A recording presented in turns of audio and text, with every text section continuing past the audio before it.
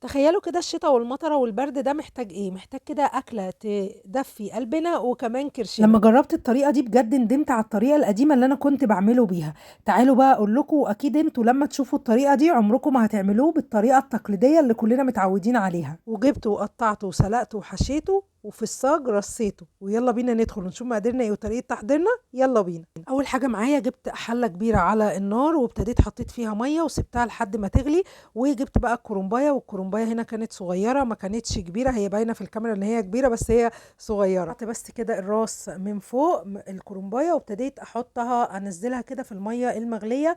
وحطيت في المية كمون، ممكن تحطي الكمون قبل ما تنزلي الكرنباية بس انا بصراحة كنت نسيت. الكمون هنا حلو بيمنع غازات المعدة من طبعا الكرنب.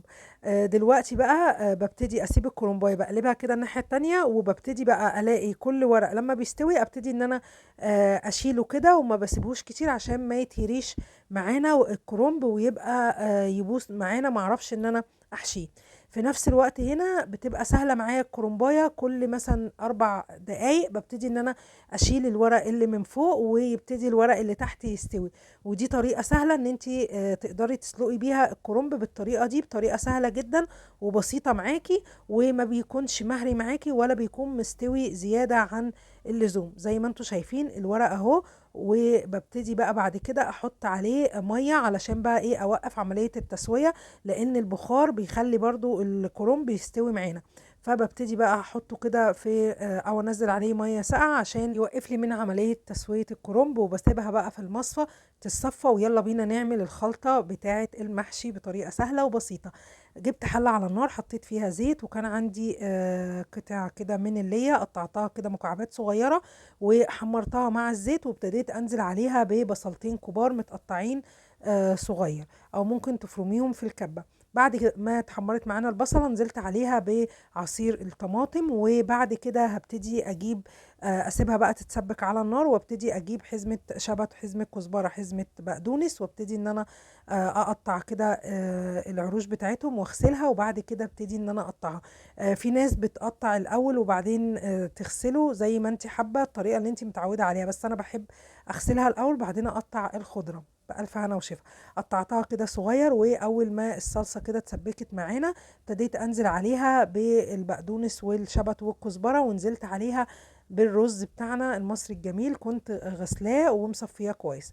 حطيت بقى التوابل بتاعتنا، الملح والكمون والكزبره وشويه من النعناع المجفف، وابتديت ان انا اقلبها، وكانت ريحه الخلطه بجد خطيره جدا. وبصوا لونها جميل قوي.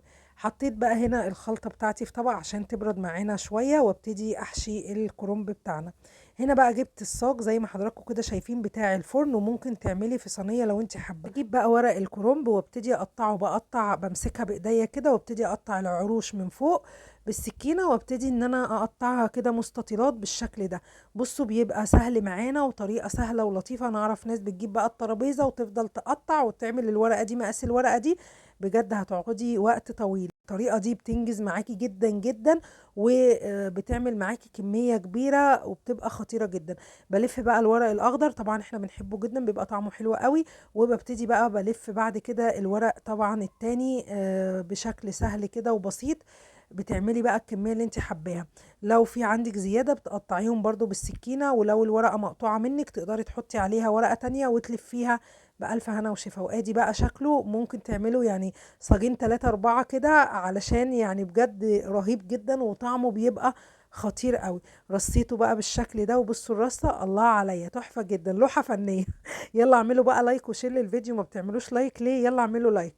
بجيب بقى دلوقتي عشان اسقي المحشي بتاعنا، بتعامل معاه عادي جدا كأني عاملاه في الحلة. بجيب الشوربة وبجيب معلقتين من صلصة الطماطم، وبجيب بقى الملح وفلفل، وابتدي اقلب بقى كويس جدا الخلطة بتاعتي الجميلة دي، واسقي بقى بيها. تعالوا يلا نسقي كده المحشي بتاعنا زي ما انتوا شايفين. ما بسقيهوش طبعا كتير، لان انتوا عارفين ان المحشي الكرنب بيبقى فيه طبعا مية وبينزل مية معانا. حطيت كمان كبشة من الشوربة، وابتديت احط بقى ايه اغطيه. لازم طبعا يدخل الفرن يكون متغطي، ما تحطوش كده عشان ما ينشفش معاكي ومش هيستوي معاكي. لازم نغطيه بورق الألومنيوم او نغطيه بأي حاجة غطا عندنا يكون بيدخل الفرن. لو انت هتعمليه مثلا في صينيه غطيه عادي جدا. ببتدي بقى احط كده ورق الالومنيوم واغطيه كده بيه، وشغلت بقى الفرن على درجه حراره 200 او درجه حراره عاليه، عشان هدخله ان شاء الله في الرف الوسطاني، وهيقعد معانا نص ساعه في الفرن في الرف الوسطاني. ما بشغلش عليه الشوايه خالص وبفضل مغطياه. وبعد النص ساعه ببتدي افتحه ابص عليه كده ايه اللي حصل له، استوى ولا ما استواش. وعايزه اقول لكم بعد النص ساعه فعلا كان المحشي اصلا استوى وكان خطير. يلا بينا ندخله الفرن. يلا بينا زي ما قلت لكم هندخله الفرن على درجه حراره 200 رف اوسط، ودخليه. بجد الطريقه دي مش هتندمي عليها، بجد هتبهريهم. كان طعمه تحفه جدا وعجبهم. طعمه فرق شاسع ما بين الحله وما بين الفرن. لا لا لا، حاجه كده بجد خطيره جدا. بعد النص ساعة بصوا الجمال، انا ما توقعتش بصراحة ان هو يستوي بعد نص ساعة بالشكل ده. بصوا ببص كده لقيته فعلا خطير، وريحته كانت فظيعة يا جماعة. طفيت عليه دقت بقى واحد، يعني لازم بقى دوق، بدي دوق. دقت بقى كده واحد ورحت بقى ايه مطلعاه. بصوا بقى هتشوفوا بقى الشكل والجمال والحلاوة، فرق كبير جدا جدا جدا. تعالوا بقى نسمي بسم الله ونصلي على رسول الله عليه افضل الصلاة والسلام. بصوا بصوا ما شاء الله، اللهم بارك. حاجة كده فاخر من الاخر، بألف هنا وشفا. بصوا ومش لازق بقى ولا حاجة، هو ملسوع من تحت. انا مدياله اللسعة دي لان بجد طعمه مع اللسعة دي خطير.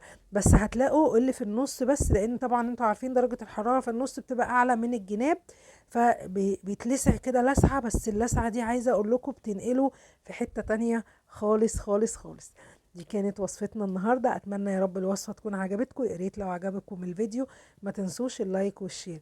ويلا احشيه ورصيه وفي الفرن دخليه وشوفي كده رأيهم ايه. بجد هيعجبهم جدا، وهيبقى طعمه خطير من غير بقى ولا لحمة ولا فراخ.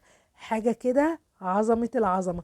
وممكن كمان تسقيه بميه. لو انتي ما عندكيش شوربه ما فيش اي مشكله، سخني ميه على النار وحطي فيها مكعب مرق وسيبيها لحد ما تغلي، وابتدي اسقي بيها الكرنب. وهنا بقى بوريكم الكرنب، بصوا خطير، وكانت الرز مستوي وطعمه بجد تحفه جدا.